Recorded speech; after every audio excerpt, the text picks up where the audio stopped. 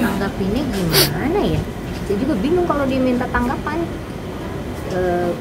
Kalau dibalikin misalnya mas ada di posisi aku, kira-kira nanggapinnya gimana tuh?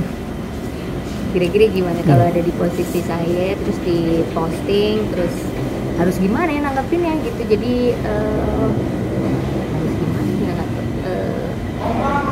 karena situasinya lagi agak-agak, jadi kalau ngomong apa-apa juga nanti akan salah lagi.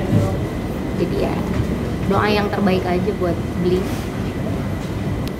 Soalnya untuk menanggapi masalah ini tuh nggak bisa ditanya langsung jawab poinnya, tanya langsung jawab poinnya, nggak bisa gitu, karena kan harus dipikirin dulu ya apa yang mau diomongin, kalimatnya apa harus dipikirin dulu gitu. Jadi jangan sampai yang diomongin diasumsikan macam-macam gitu.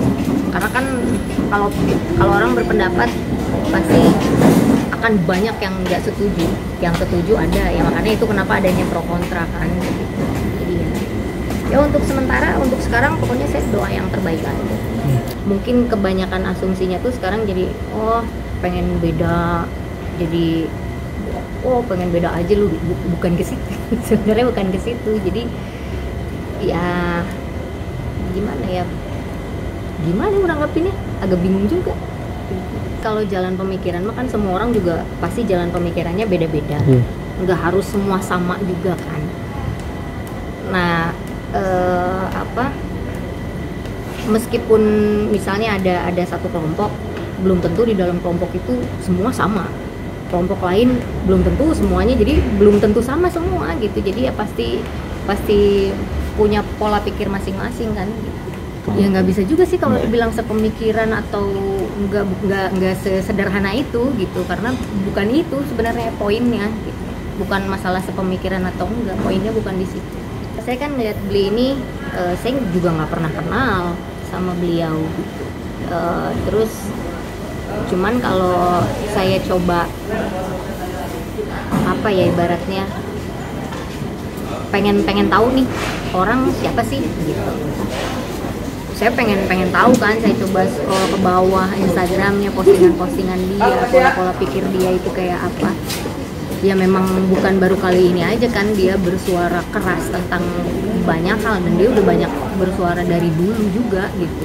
Jadi ya itu aja yang aku bisa tanggapin untuk saat ini gitu. Sebenarnya sih gimana cara kita menyikapi sesuatu hal gitu. Jadi kalau misalnya ada seseorang berbuat sesuatu, kita belum tahu secara keseluruhan, udah langsung berasumsi buruk, ya di sininya udah buruk gitu. Jadi nggak bisa murni lagi melihat segala sesuatunya gitu.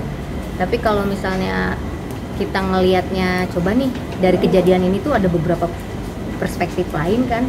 Coba kalau dari menurut pandangannya si ini gimana ya, kalau menurut pandangan ini gimana pandangan ini, kan kita bisa ngambil semua gitu dari berbagai pandangan itu, kita bisa nyimpulin sendiri kan. Kita punya intuisi, punya insting, jadi ya kita juga bisa menyikapi itu gitu. Jadi bukan dalam hal ini tuh pendapat ini yang harus disetujui atau pendapat yang ini yang harusnya disetujui, bukan masalah itu. Jadi gimana cara kita mengolah apa yang terjadi, kita lihat semuanya ini sebenarnya ada apa, dipikirkan. Kalau misalnya mau bereaksi juga kan kita juga mesti mikirin dulu gitu, mau bereaksi itu nanti reaksi kita akan menimbulkan apa juga kayak gitu. Berarti nggak bisa ngomong gitu juga sih, karena kan apa yang dirasakan orang, persepsi orang tentang permasalahan ini juga kan pasti beda-beda gitu. Jadi nggak segampang itu gitu, maksudnya tidak sesederhana itu nanya kalau menurut kamu yang benar yang mana, yang ini, kalau menurut kamu yang ini, nggak sesederhana itu. Jadi gimana cara kita mengolah hati aja sih sebenarnya, mengolah hati, mengolah pikiran,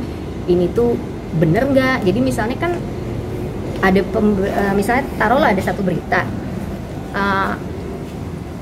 dari berita ini kan apa yang kita baca, kita bisa bertanya kan, oh ini tuh maksudnya apa ya, oh ini dari mana ya dapatnya, bener nggak ya informasi ini, kan bisa kayak gitu. Jadi bukan misalnya baca langsung marah atau langsung oh iya bener, oh, enggak gitu juga kan, kita punya pikiran gitu, jadi kita juga bisa berpikir untuk mengambil tindakan atau bereaksi atas sesuatu. Kalau untuk hal itu sih pada intinya kami saling menghormati, kami saling menghargai, intinya itu gitu. Jadi bukannya saya ngerasa wah saya udah keren nih, wah jadi menghormatkan sama saya, bukan itu gitu. Jadi lebih ke berarti beliau menghormati, menghargai apa yang saya rasakan, saya pikirkan, saya juga menghormati dan menghargai beliau, tapi bukan serta-merta aku tuh berarti udah pasti sama dengan dia, atau misalnya dia tuh udah pasti sama dengan gue.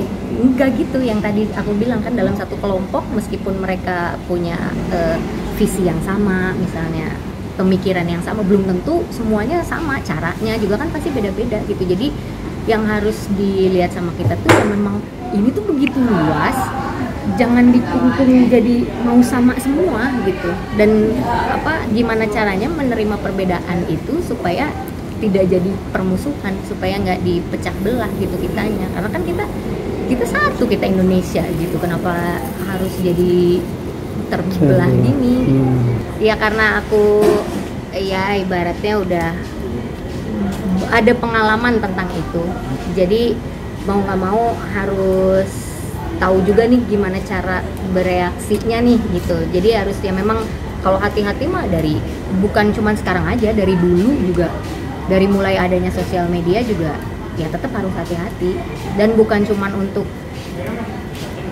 kaum selebritas aja, bukan untuk tokoh publik aja, semua kita juga harus hati-hati gitu. Jadi nggak harus melulu yang terkenal yang disalahin gitu. Jadi kita semua memang harus hati-hati kan gitu. Kita semua memang harus menghormati, kita semua harus cari sumber segala sesuatu itu dari berbagai perspektif gitu. Ya bukan ya untuk kita semua ini mah. Ya kan sebenarnya bukan cuman satu dua hal aja. Kalau aku tuh ngelihat banyak bullying yang terjadi karena aku mengalami itu. Jadi kalau tiap ada orang-orang yang diperlakukan